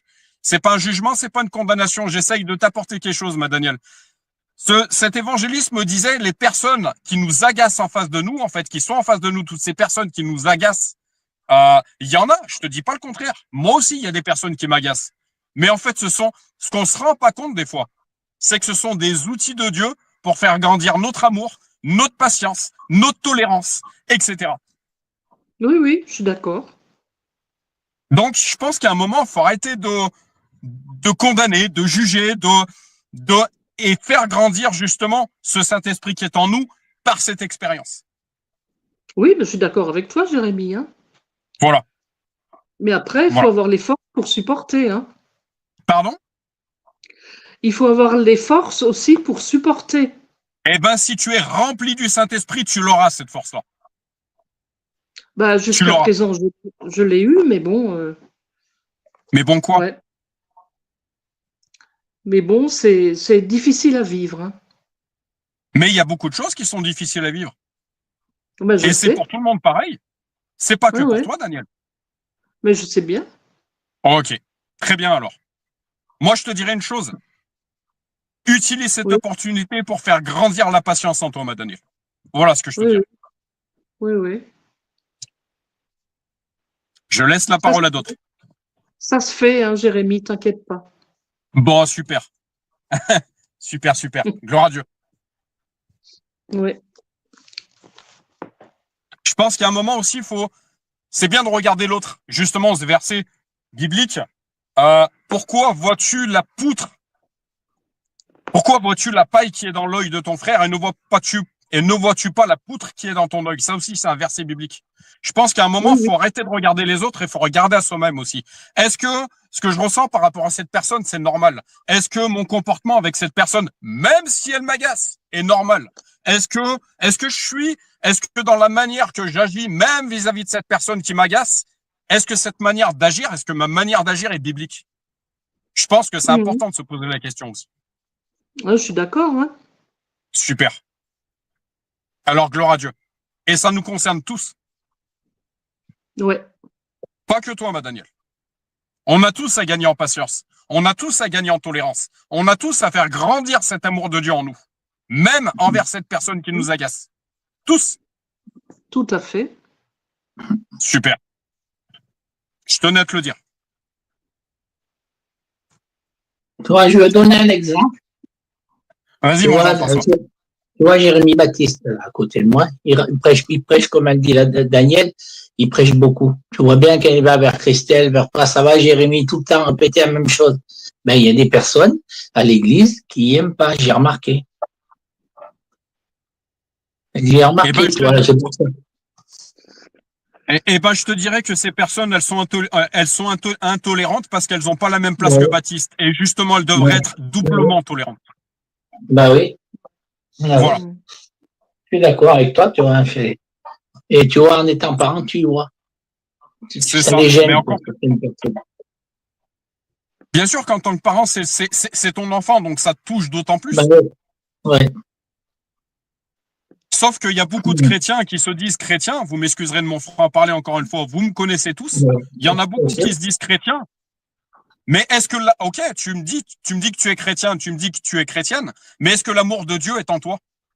Ben voilà, c'est ça. Parce qu'il y a ce verset biblique, l'amour de Dieu, on l'a lu hier soir ou avant-hier soir, ma chérie. L'amour de Dieu, non, on l'a pas lu, mais je te l'ai recité. L'amour de Dieu est déversé en nous par quoi? Par le Saint-Esprit qui est en nous. Alors, l'amour, même envers celui qui nous persécute, l'amour, même envers cette personne qui nous agace, est une preuve de ce Saint-Esprit qui est en nous et de cette nouvelle naissance.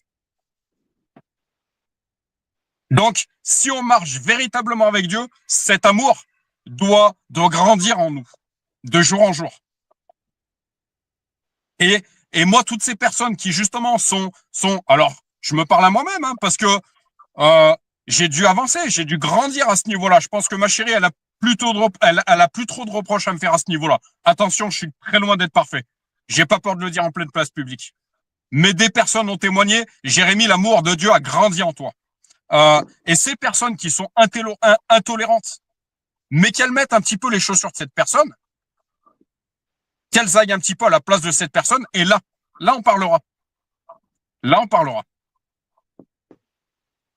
Mais il y a tout un tas de personnes, ouais, elles sont intolérantes. C'est une chose, tu vois, que je disais à ce collègue de travail hier, mon Jean-François. Il me disait, cette personne, par son passé, visiblement, aurait traîné. C'est pas un chrétien. Il me dit, cette personne, visiblement, dans le passé, aurait traîné dans la drogue dure. Je lui ai dit, tu sais. Je lui ai répondu, tu sais. Une personne, elle est comme ça, c'est pas un hasard. C'est des conséquences de vie qui l'ont certainement mené là-dedans. Donc, on n'a certainement pas la condamner. On n'a certainement pas la juger. On a juste une chose à faire, c'est l'aider et déverser l'amour de Dieu sur cette personne, justement. Et c'est pas parce que 10 personnes vont dire que cette personne, elle est pas bien, que je vais suivre ces 10 personnes. Peut-être que je vais être la seule personne, justement, qui va aller au contact de cette personne et qui va aller à cette personne, au contact de cette personne. Ça, c'est le mandat qui nous laisse le Seigneur, c'est de marquer la différence. Ok, je vais pas suivre les 10. Par contre, je vais aller voir cette personne et je vais échanger avec cette personne. Même si au départ c'est difficile, je vais trouver les clés pour la déverrouiller, cette personne. Parce que je serai peut-être la seule personne des 10 qui va le faire. C'est ça notre mandat. Même si cette personne elle est agaçante, même si elle me joue sur les nerfs, même si machin, ok, en moi, je vais utiliser cette opportunité pour faire grandir encore une fois ma patience, ma persévérance, ma tolérance, mon amour, etc. Je vais l'utiliser. Mais peut-être que je serai la seule personne qui va aller au contact de cette personne. Et une personne qui est en souffrance, c'est pas un hasard. C'est des choses qui ont causé sa souffrance, c'est des choses qui causent sa souffrance. Alors si nous, en tant qu'élus de Dieu, on n'est pas capable d'aller voir cette personne,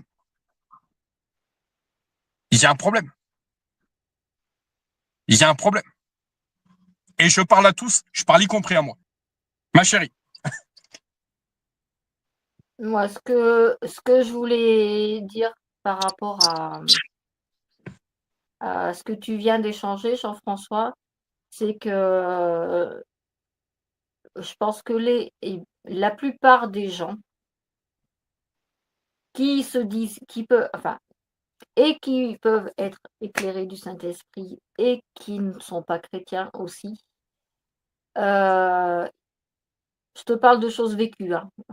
Là, ils ont en fait, ils ont cette peur, je dirais, ouais, quelque part, il y a une peur de la différence et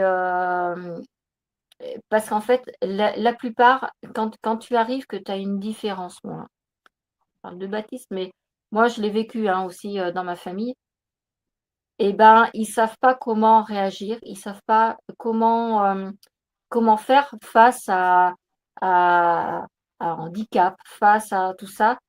Donc, en fait, ça fait que finalement, quelque part, euh, comment je vais dire, j'avais le mot tout à l'heure, ça va au-delà de la tolérance, c'est même pas forcément de la tolérance. Je dirais plutôt de l'incompréhension, c'est de la méconnaissance et il y a une peur qui est derrière aussi. Ah oui, cette personne elle arrive vers moi, mais comment je vais la prendre? Comment comment je vais gérer le truc? Comment je vais, voilà. Moi, tu veux que je te dise, j'ai eu une expérience. La différence, en fait, elle fait peur aux gens. Voilà. Elle fait peur aux gens. Euh, j'ai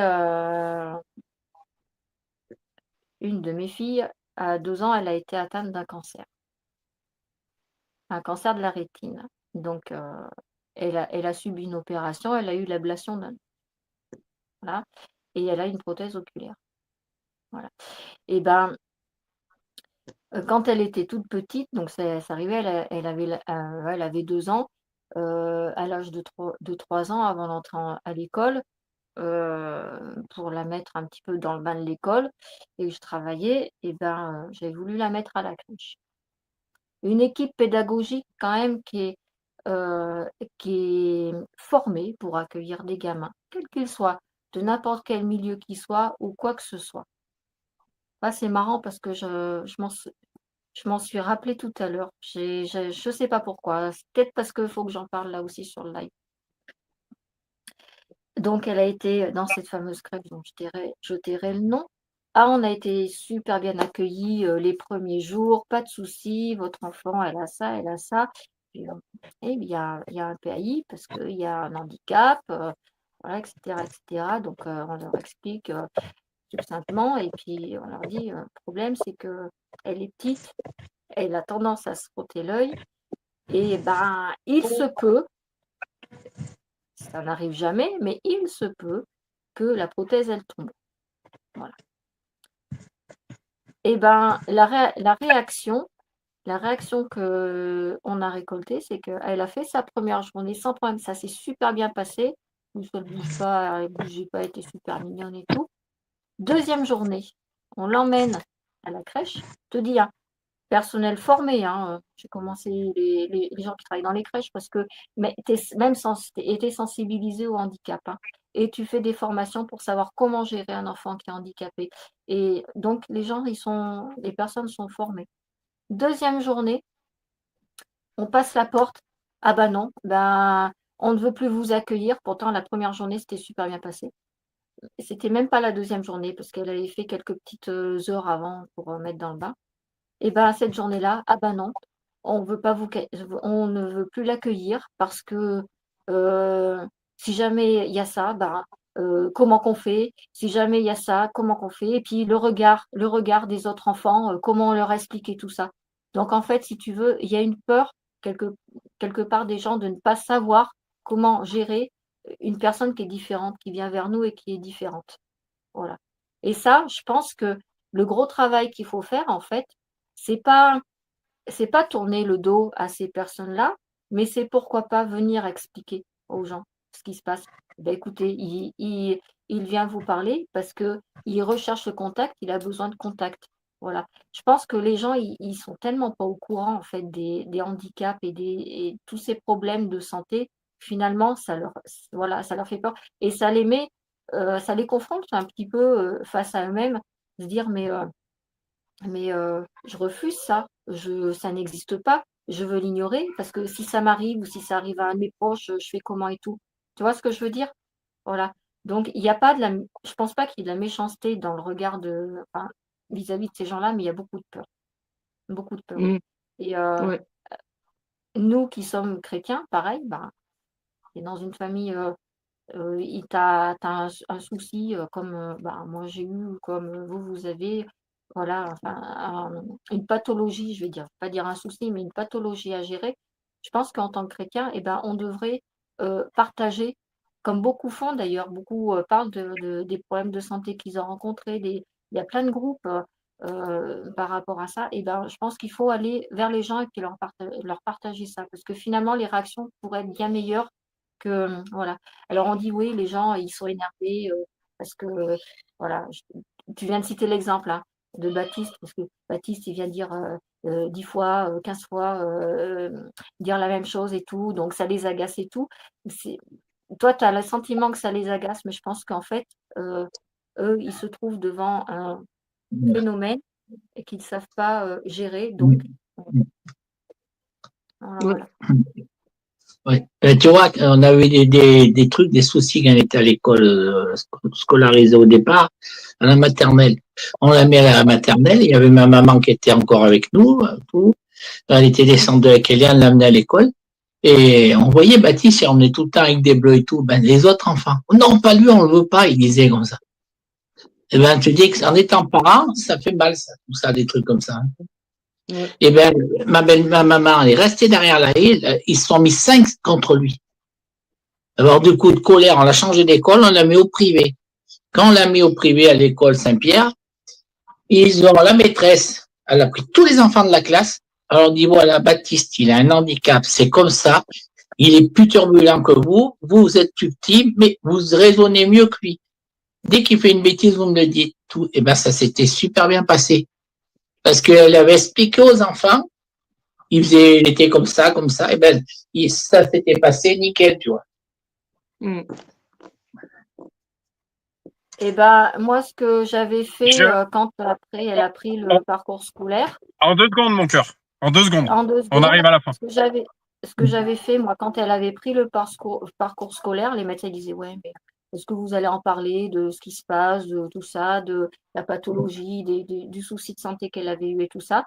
Et ben, j'ai dit, ben oui, moi, première chose, c'est pour que justement il n'y ait pas il y ait pas cette peur et puis cette différence notable et puis qui peut engendrer du coup des comportements de violence, hein, finalement, parce que souvent on est violent aussi par rapport à des choses qu'on ne connaît pas, parce qu'on ne l'accepte pas, parce qu'on ne le comprend pas. Et ben, j'avais donné l'autorisation aux enseignants d'en parler. Et moi, dans la cour, enfin, devant l'école, il y a des parents, des enfants qui venaient, qui posaient la question, parce que bon, c'était peu visible, mais il y a un petit truc en plus, hein, comme dans le film. Et, et ben, je leur expliquais. Et ben, quand tu expliques, tu vois que finalement, les choses, elles passent beaucoup mieux. Et puis alors, faut pas expliquer en disant ouais, mon enfant est comme ça, donc vous avez intérêt. Voilà, faut expliquer avec amour. Là encore, tu fais passer plein de choses. Mm. Ma Daniel, est-ce que peux te laisser remettre dans la prière? D'accord. Notre Dieu, nous te remercions pour ces moments passés ensemble qui nous ont permis à chacun de nous exprimer, de voir aussi des aspects de notre vie chrétienne qui nécessitent des échanges pour que nous puissions être éclairés. Nous te remercions d'être là pour nous éclairer. Et nous te remettons encore nos familles, tout spécialement, te demandant de bénir chacun, chaque parent, de bénir Jérémie, Christelle et leurs enfants, de bénir Jean-François, Baptiste et toute sa famille. Nous te remettons aussi euh, les personnes de l'Église qui sont dans la difficulté, te demandons de leur accorder l'assistance nécessaire. Et nous nous en remettons à toi pour continuer le chemin en t'adorant. Au nom du Seigneur Jésus, Amen. Amen. Ma chérie, Amen. Eh bien, Seigneur, encore une fois, merci pour ce temps que tu nous as,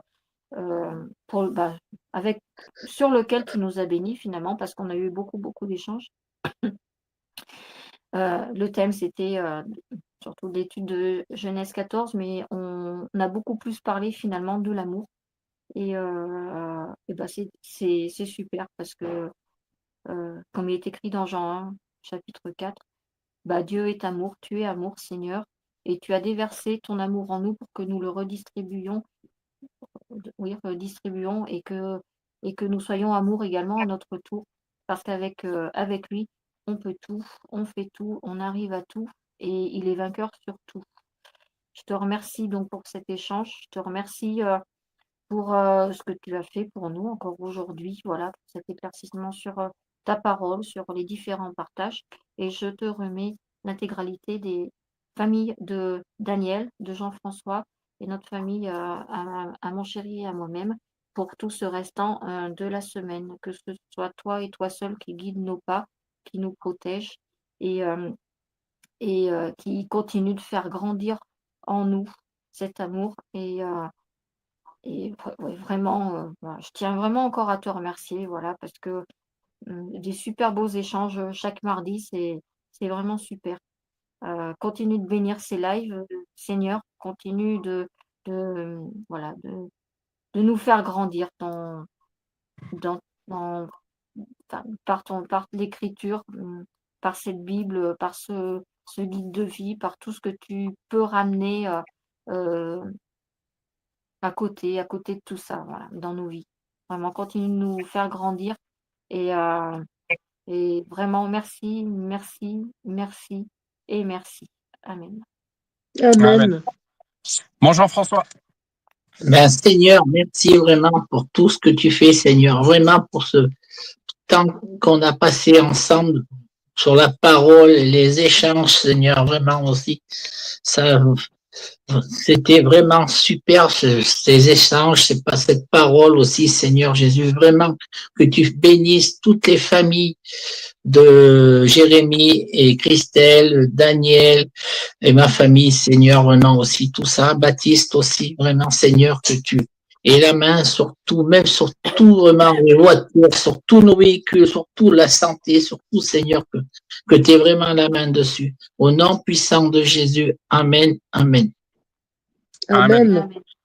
Amen. Ma Daniel, est-ce que tu acceptes de me donner le prénom de cette personne? Yvette. Yvette. Ok. Seigneur Jésus, merci pour cette connexion. Donc, j'ai croisé encore ce soir ma Daniel, mon Jean-François, ma chérie. Voilà, j'étais de mon côté une journée en mission entre ciel et terre. Seigneur Jésus, je te remettrai d'une manière toute particulière, Yvette. Vraiment, viens la toucher d'une manière particulière. Seigneur Jésus, tu te présentes dans sa vie. Je déclare une prise de conscience en cette personne. Saint-Esprit, tu viens travailler en cette personne, Seigneur. Je voudrais également te remettre ma Daniel. J'aimerais lui répéter que je l'aime en Christ, en ton Saint nom Jésus, qu'elle est ma maman, ma grande sœur, et que je suis son petit frère. Voilà, je voudrais lui envoyer tout mon amour. Elle connaît ma franchise, elle sait que je ne verse pas dans l'hypocrisie. Elle sait que je suis parfois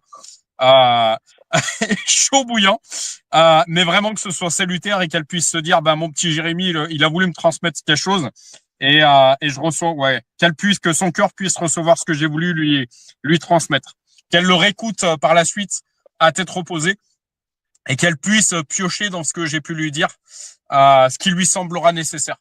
Vraiment, je remets ma Daniel entre tes mains, Seigneur, tu la remplis de ta patience, qu'elle puisse être un outil auprès d'Yvette, un outil de ton nom, qu'elle puisse justement jaillir d'amour sur elle, qu'elle puisse lui apporter ce que d'autres ne sont pas capables de lui apporter. Tu lui donnes cette capacité, Seigneur, qu'elle soit une représentante de ton nom, Seigneur Jésus, pour cette personne. Vraiment, et que même cette personne puisse être transformatrice en ce qui concerne ma Daniel. Voilà. Je remets ma Daniel, je remets son couple, je remets sa famille, je remets ses enfants. Également toutes les personnes qui lui sont chères. Je remets Jean-François, je remets Baptiste d'une manière particulière, Eliane, Flo, l'ensemble de leur famille, Seigneur. Je remets notre famille, ma chérie, notre couple, notre famille, entre tes mains, Seigneur Jésus. Et vraiment que tu continues. J'aimerais citer ce verset. Dieu terminera, le Saint-Esprit terminera toute bonne œuvre qu'il a débutée en nous. Et continue de nous transformer de gloire en gloire. Peut-être de mon côté, continue de me transformer, de me montrer la bonne manière d'apporter les choses également. Dans ton Saint-Nom, Jésus, j'ai prié. Amen. Je déclare ton armée céleste sur nos familles, sur nos couples, sur les personnes qui nous sont chères. Comme dit Jean-François, une chose que j'aime bien remettre, puisque j'ai été amené à intervenir aujourd'hui sur une situation particulière. Vraiment que tu protèges nos déplacements, tu protèges nos véhicules. Et vraiment qu'on prenne conscience que nous sommes pas grand-chose ici-bas, mais beaucoup de choses pour toi, Seigneur. Mais que, justement, ne gaspillons pas notre temps dans des choses contre-productives et soyons sages. Voilà. Tu nous inondes de ta sagesse. En ton Saint-Nom, Jésus, j'ai prié. Amen et Amen. Amen. Amen. Amen.